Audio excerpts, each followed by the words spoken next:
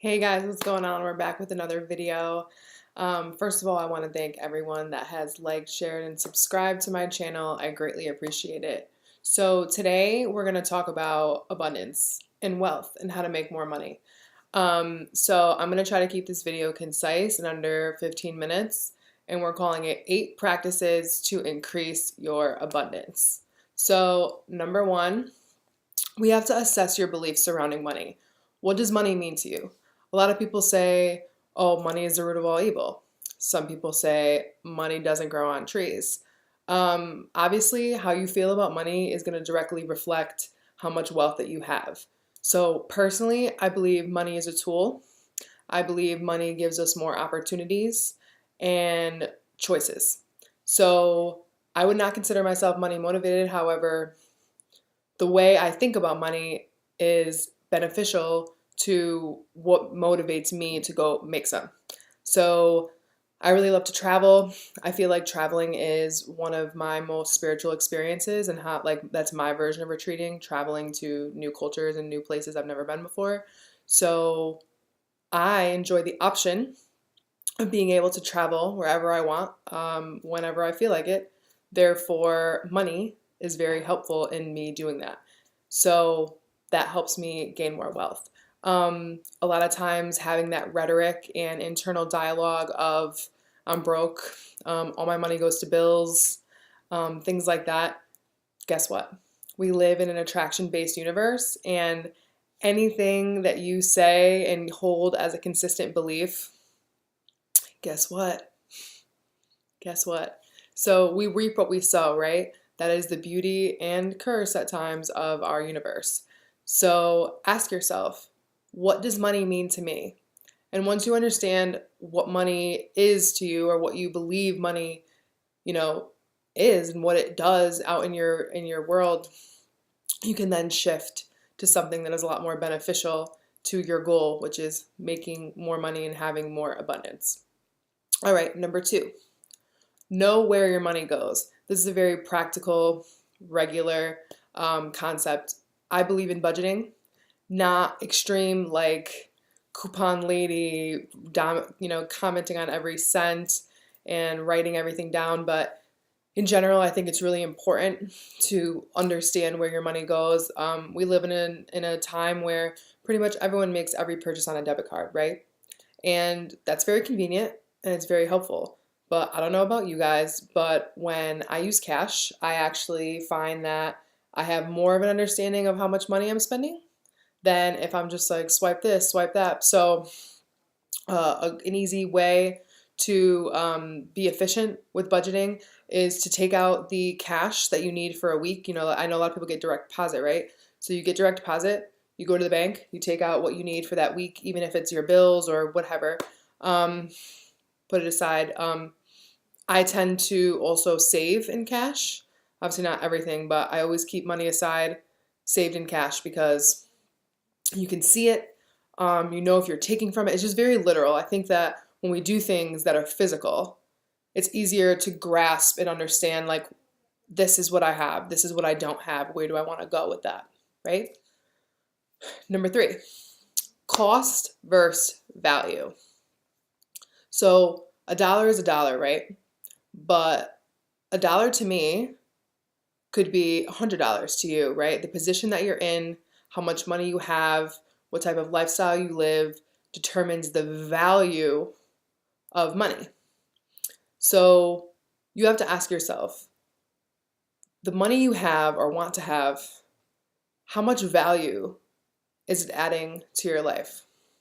It's less about how much money you're spending and more about the value of the things you're buying with your money. So, how does the money you're spending or earning affect your well-being?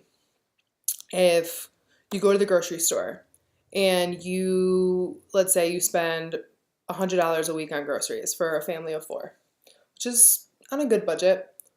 But if you buy items that have a lot of preservatives and not a lot of high nutritional value, the value of that food, even though if it costs, let's say $5, I don't know, about chicken nuggets, right?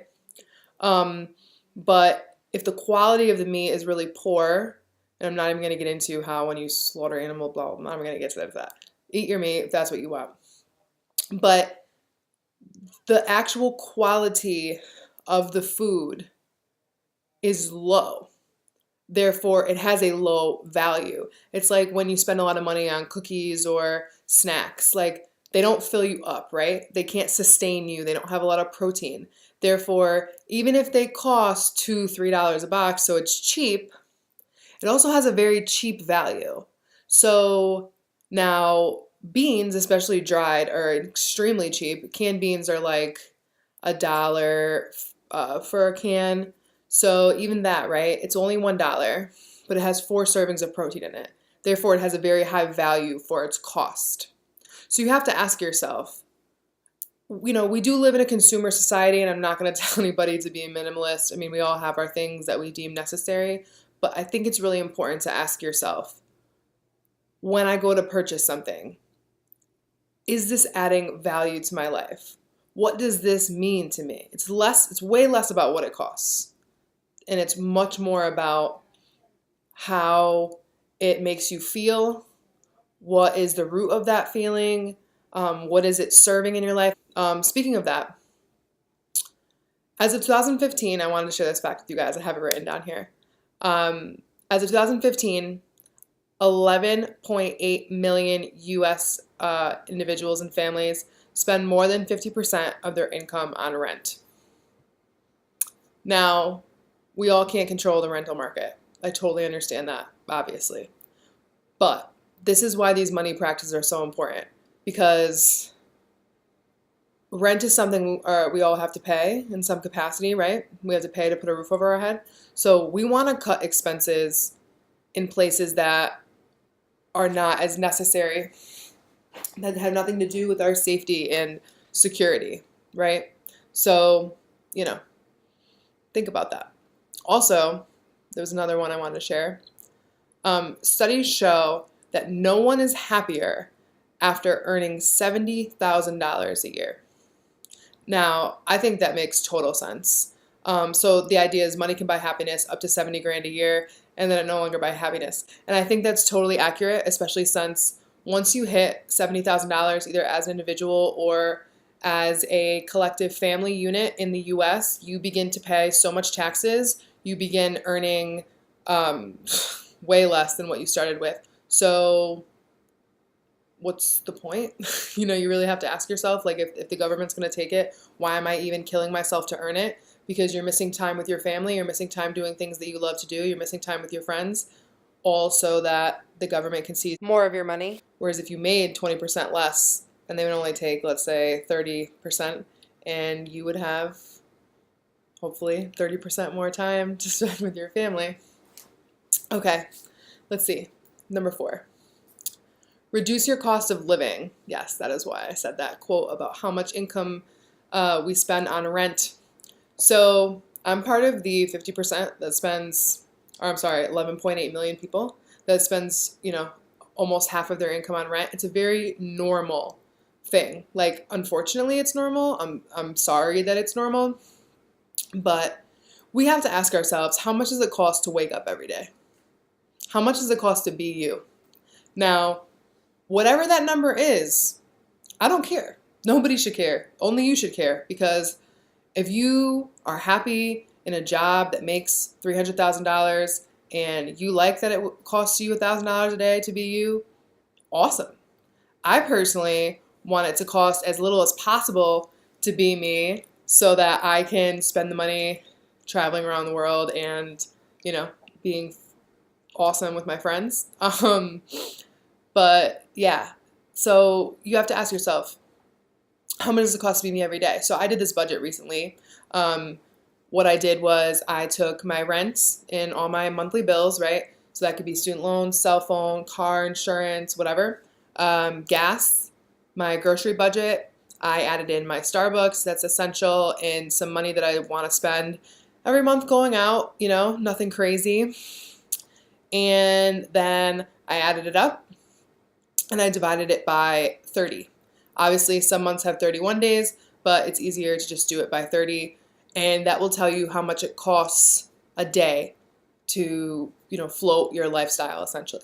So the idea is that every dollar you earn a day, or, every dollar a month that you earn after that, is yours to keep. So I think when you see it in this perspective, it's easier to, like, let's say no to buying a new throw rug just because you feel like it, when you realize, like, hey, if I just keep, $5 a day, like if I pull back $5 a day from the money that I spend on buying breakfast out, like I'll just get coffee instead, I won't get an egg sandwich. And you realize that can, in 3 months, translate to a vacation. Seriously, $5 a day for 3 months, keeping it in your pocket, that's what? I don't even have to do the math. I'll put it right there, actually, or there. But seriously, think about it, guys. Or whatever else you wanted, buying a new car, it doesn't matter. It's all about you.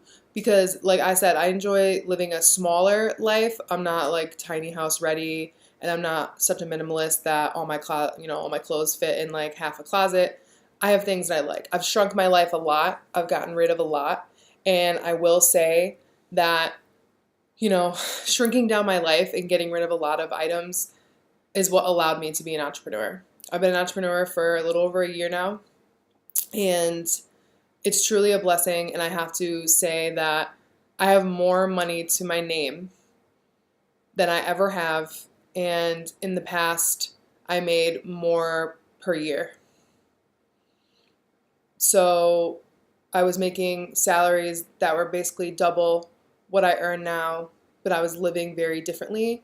I had a very different life. I had a very different spiritual life. I had a very different mindset and awareness of what was going on around me, and it definitely affected the amount of money I could keep, right? Not the amount of money I could earn, the amount of money I could keep. So that's why, going back to number one, assessing your beliefs around money, and then 3, cost versus value, is huge. It's huge. And then I think these kind of come in order. Reducing your cost of living would come next. So, like, when I decided to quit my job and, go to school for something different that I could be self-employed in, I sold clothes and jewelry that I had since I was a baby, and other things like random stuff. I did an estate sale, and that literally, that and my income taxes. I didn't spend my income tax refund, and I was able to live off that for 6 months. 6 months, which gave me time to go to school and then begin earning more money. So, money in a way that made me happy, rather. Okay, so, speaking of that, I know a lot of people have student loans. I myself have student loans from a degree that I didn't even finish. So I know that Sallie Mae is a bitch, that the government is a bitch for what they've done with our student loans, but I have a solution. I personally have my loans, all of ours are, all student loans in the U.S. are owned by the government, but everyone's are carried through different carriers. I'm not a Sallie Mae loan holder, but I do have another loan company, and they offer something called income-driven repayment. And to my understanding, every student loan company is supposed to offer income-driven repayment in the U.S. So what that is you submit your taxes from the previous year and determine, like, based on what you owe and how much you make, they determine how much you can afford a month. So instead of having 10 years to pay your loans back, you have 25, I believe. And then whatever you don't pay back after 25 years gets absolved. So when they did my income taxes, the first time I did it, they told me I could afford 0. So I was super happy. So basically, I don't know what the ratio is. I don't know how they determine, like, making this much means you could afford this much, but they have a formula, and basically there's also a clause in there that says that you can never have to pay more than what your original monthly payment was. So let's say you begin earning $200,000 a year, you get the job of your dreams and you're killing it. They can never make your payment like $1,000 because you earn all this. they can never make it more than what it originally was when they offered you the 10-year loan when you were getting out of college. So check that out. I'm going to link down here some more about that. Come back Tuesday for part 2 of 8 practices to increase your abundance.